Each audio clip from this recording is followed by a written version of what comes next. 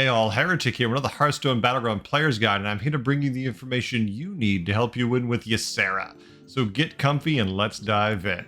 First, let's talk about their hero power, Dream Portal. This costs 0 gold and reads, passive, Bob always offers an extra dragon whenever the tavern is refreshed. So obviously this is a great hero power in so much that you can always find the dragons you want.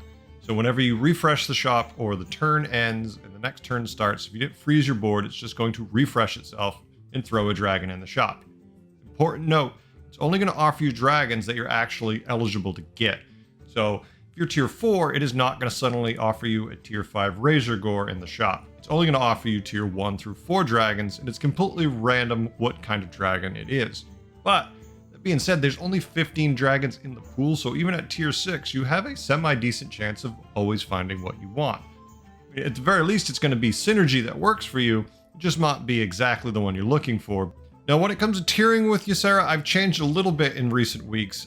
With the new dragons in the pool, I really prefer a more basic curve because I actually want access to some of them. I feel like they're pretty good, those tier 2 ones now.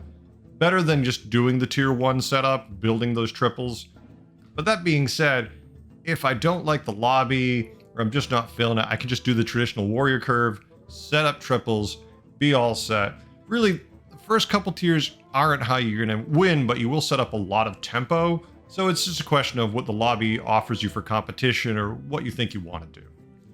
Now, when it comes to the reward I'm looking from a quest, any quest, as long as it's doable, I will do if the reward's good enough. For me, with Ysera, Evil Twin is a really good one. Copying your highest health minion means you're either probably going to be copying a really big Razor Gore or a Taragosa, and that's just really cool. The thing to remember about the copy when you're getting it is it's actually going to be an exact copy. So if your minion has Divine Shield, Wind Fury, whatever other cool buffs you could have put on it, those will copy over. So give it everything you can, and it just gets insanely powerful. Also with Evil Twin, remember that the copy is always going to kick out to the right of the original, so keep that in mind with positioning. You don't want to have a prize promo Drake on the right of the minion that's going to get copied, because it's going to copy them, and then the Taragosa that is a copy is going to get buffed, and you don't want that to happen. Another good one is Stolen Gold. Your right and leftmost minions are gold. That's pretty awesome. Important note for this is Taragosa will retain that golden buff permanently. So one round of combat, you stick it on the right or left. Next turn it's gold, you're all set. Then put it wherever else you want. Move something else into that slot. Pilfered Lamps is an easy one. Basically, anytime you have 2 of a minion, it counts as a triple. So with dragons, of course, you're very likely with Ysera's hero power to get easy pairs. Just kick out triples left and right. In that same vein, Victim Spectre is the same way. The last minion that dies, it's going to give you a blank copy of, just a normal version of it. Take that. You're far more likely to get triples because you're already finding pairs very easily. Just another good result. So when it comes to the minions and the strats I'm using when I'm playing Ysera, well, this might shock you, but I play dragons. It's not really a question of what you're going to play. It's what tier am I and what can I find. Those are kind of the most important things. You're basically going to be playing full dragons, Ysera. If you don't want to play dragons, why did you pick Ysera? First good combo, probably be Nether Drake. This tier 2 dragon, coupled with a tier 2 Whelp Smuggler, is going to start buffing your entire board with attack, and then the Smuggler is going to go, oh, you all need health too. It's a really good combo. It works with basically everything dragons, the Drake, and the Smuggler. Even if you only have one of them, it's still a good thing. But both of them, of course, in the early game especially, are awesome. Amber Guardian is another really good dragon they just added. It's going to be giving +3/+3 to a random dragon and Divine Shield on your board, and it is supposed to prioritize minions without Divine Shield first. So it can hit them eventually when they have Divine Shield, but that's only when your entire board does. They're always going to try to buff another dragon, give it that buff and the Divine Shield. Now, when we're talking win conditions, the options basically are like a Taragosa, Prize Promo Drake. They're kind of the MVP because you can get them early and they can buff out of control. And once you get a couple of them, you're really just off to the races. Razor Gore is always good.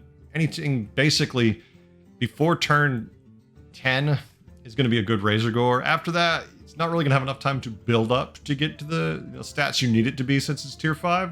But he's still a very good minion. Caligos is a no-brainer. It works with all dragons. It's just a question of when did you find it. So if you're already running a full Taragosa package, maybe you have 2 or hopefully even 3 of them, maybe don't worry about the Kaligos. But if you're getting this Kaligos turn anywhere before turn 9 or before turn 10, Kaligos can really buff your board because you just need enough time to really get that build going. But Kaligos is always a good dragon. Nadina the Red, this is a must for every dragon build. You always want to have Nadina the Red. Positioning really gets to be an issue, but once this thing's got taunt, you can do some really fun things and have a good time with your board. If you don't have a Nadina, you never should pass on Nadina. She's just that good a minion. I mean, if it's turn 7, you triple into a 6, and it's Kaligos and Nadina, and you don't have any other scaling, you take the Kaligos. But if you have anything kind of scale-wise going, you want that Nadina, because your hero power will not give you Nadina. So you have to get either it through tripling from 5 to 6, or you have to get to 6 to buy it. Your hero power is not going to give you this minion, and it is really critical to a functional dragon build in the late game. If your Nadina is taunted and you have a Divine Shield Dragon, make sure you put the Divine Shield Dragon up front and the Nadina in the back. That way, if you're lucky and you go first, you get the swing with the Divine Shield Dragon, Nadina then dies, and then she reapplies the shield. Worst case scenario, they kill your taunt first and you get the shield again. It doesn't stack, but at least that way you have a 50-50 chance of getting extra value out of it. When it comes to countering Ysera, you just want to be prepared for a lot of stats in the late game and Divine Shields. Now, the easiest way to deal with this is a Tunnel Blaster, but since the Divine Shields typically aren't on the board till after Nadina dies, what you usually want to do, especially if they've taunted the Nadina and it's their only taunt, is you lead with a dragon big enough to kill the Nadina. She applies the Divine Shields, then they hit your Tunnel Blaster, it dies, and all the shields are gone. Or something small hits it, the Tunnel Blaster doesn't die, the Tunnel Blaster then goes, still dies, wipes out the board, shields, now you're in business. The Tunnel Blaster right now is the only way to reliably wipe them all out at once, but you do have to get the hit at the right time to get the real value out of it. Overall, I've always enjoyed playing Ysera. She's always been one of the best heroes, if not at the very least a good hero, just very consistent. It's a single tribe hero, so there's not as much nuanced play. Basically, you build a very functional archetype and you smash your opponent in the face with it. You're going to have large stats, you're going to have Divine Shields. Sometimes you get tricky, take 2 Nadina the Reds, have a couple sets of Divine Shields. It's an interesting play at least. It's not overly complicated. Ysera is just fun. So definitely take some time, play Ysera. She's well worth it. She'll help you win some games. Stay tuned. I have more guides on the way. I hope you learned a few things today and had a good time. I know I did. Thanks for watching. Bye.